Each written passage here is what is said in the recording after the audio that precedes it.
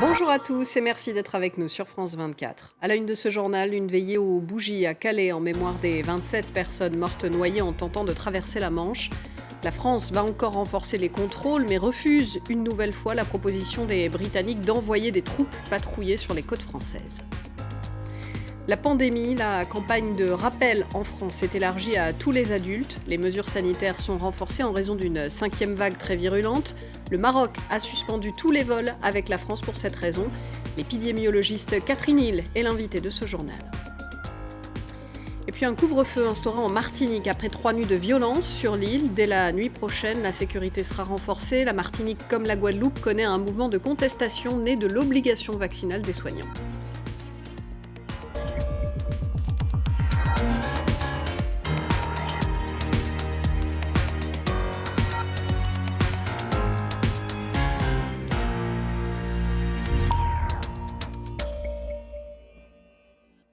Le radeau des 27 personnes mortes noyées au large de Calais ce mercredi s'est dégonflé en mer, selon les premiers éléments de l'enquête. Un 5e homme, soupçonné d'être un passeur, a été arrêté. 2 survivants sont actuellement hospitalisés en état d'hypothermie. Ce jeudi soir à Calais s'est tenue une veillée en mémoire des victimes de ce naufrage et d'autres. Un reportage de Jonathan Walsh et Mohamed Farhat, récit d'Ashran Verdian. Quelques 200 personnes rassemblées pour une minute de silence et une cérémonie d'hommage aux 27 migrants décédés dans le naufrage de mercredi. L'occasion aussi de dénoncer les conditions de vie des candidats à l'exil présents à Calais. On pense beaucoup aux personnes décédées, à leurs proches, et aussi pour passer un message politique en fait, pour dire haut et fort que voilà, ces politiques migratoires meurtrières sont à la base sont responsables de ces décès qui sont passés hier. Et voilà, nous on est témoins ici tous les jours de ce traitement dégradant et inhumain ici à Calais. Le drame de mercredi, d'une ampleur inédite dans la Manche, n'a pas dissuadé des dizaines d'autres personnes à tenter la traversée la nuit dernière. Contraintes de rebrousser chemin, elles ont été retrouvées transies de froid devant la gare de Calais.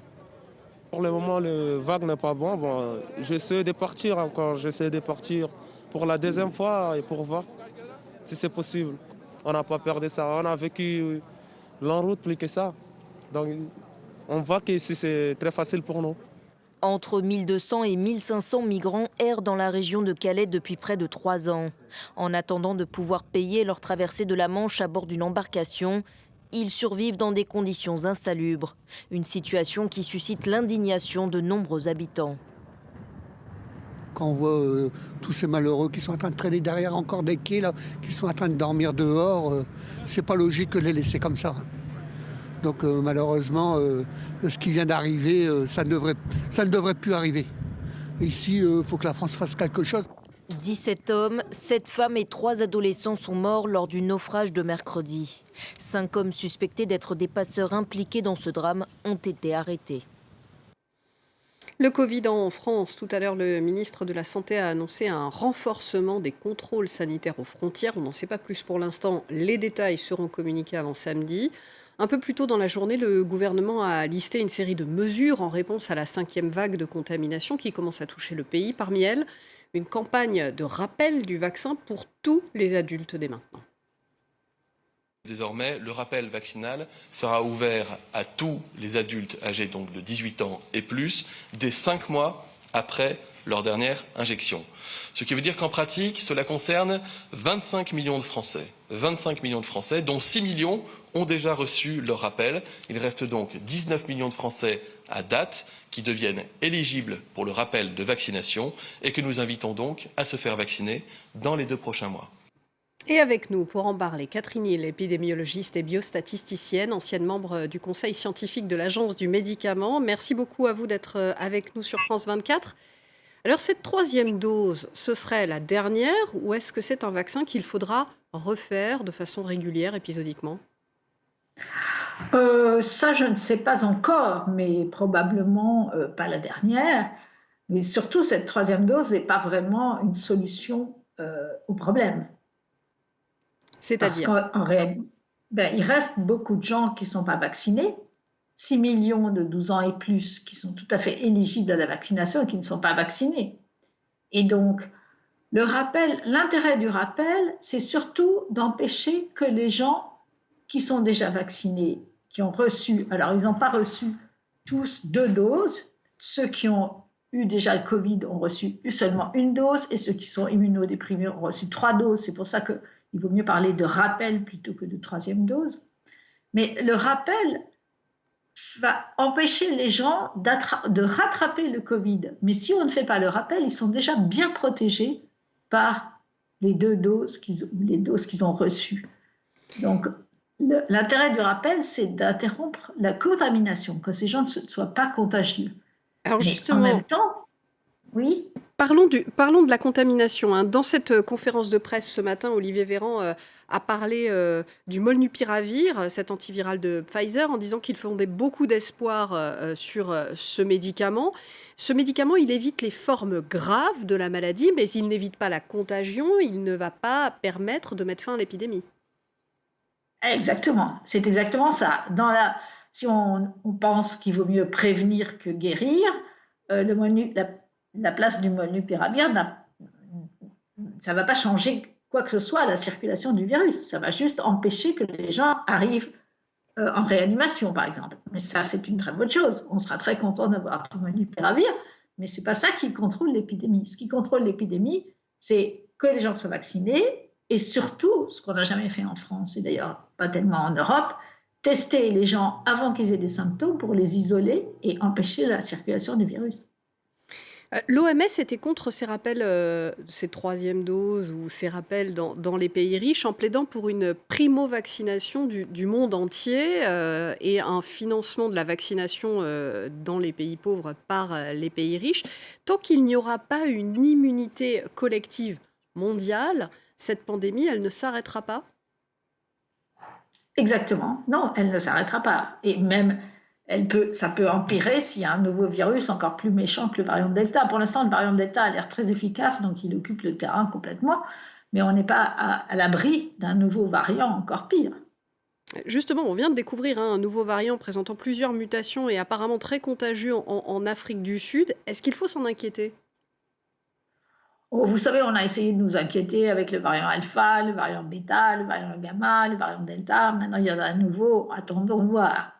Pour l'instant, ce qui est formidable, c'est que les vaccins protègent de tous les variants jusqu'ici et que la protection contre la maladie grave est très durable.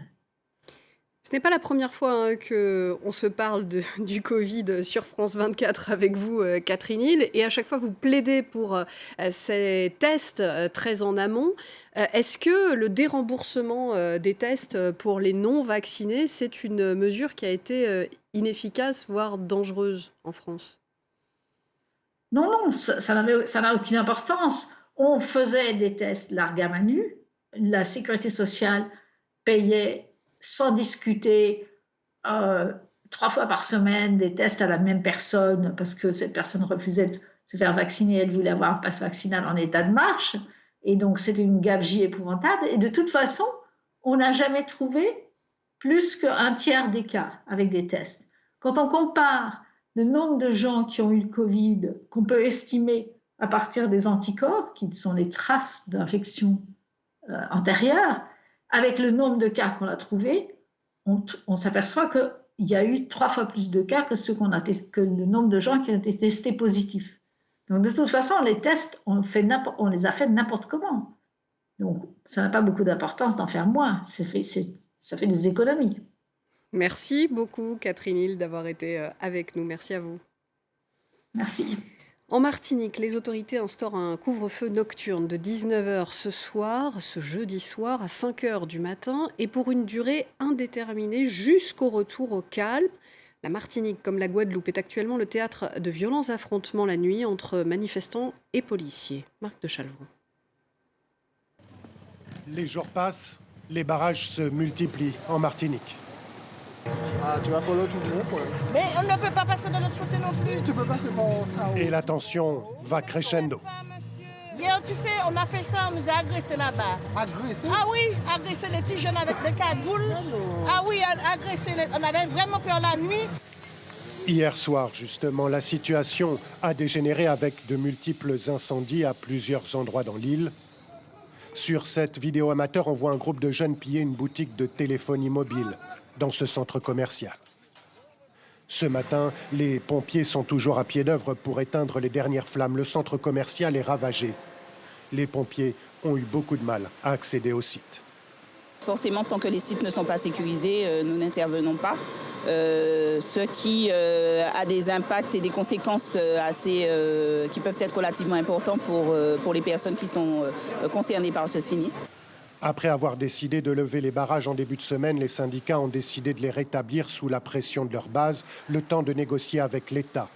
Mais quelle que soit l'issue de ces tractations, pas sûr que sur le terrain, les nombreux barrages sauvages soient dégagés de sitôt. Non, on connaît ça. Cette année, ça ne passera pas. Non, ça ne passera pas comme ça. En disant, nous sommes un pays français, département, liberté, égalité.